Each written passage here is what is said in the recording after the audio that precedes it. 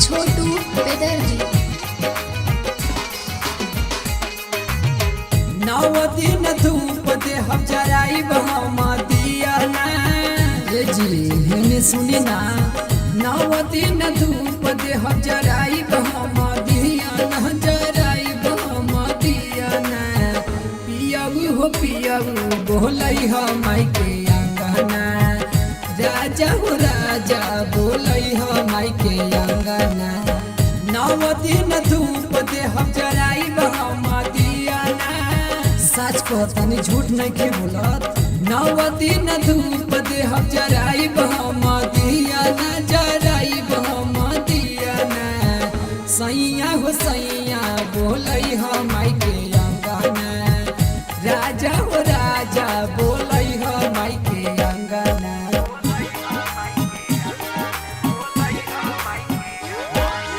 झूला झूले सासु बहिना नैया के डढ़िया झूला झूले सासु बहिना नैया के डढ़िया।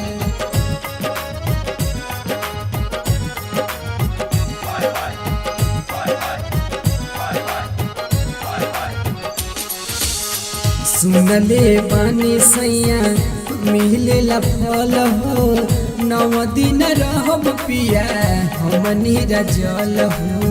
ये जी बात मानी ना फिर माई हमनी की श्रद्धा जरूर पूरा दिए। सुनले बानी सैया मिले ला फल हो नौ दिन रहब पिया हमनी जल हो।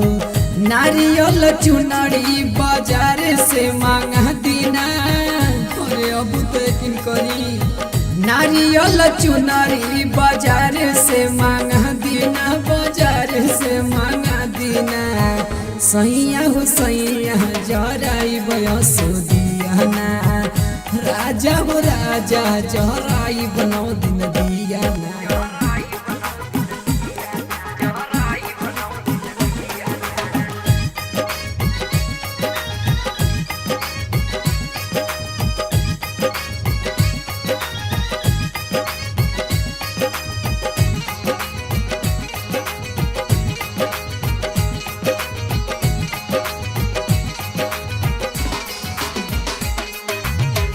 आर्यन जुबा गावे माही के भजनिया मैये के भगती में बाटे हो दुनिया।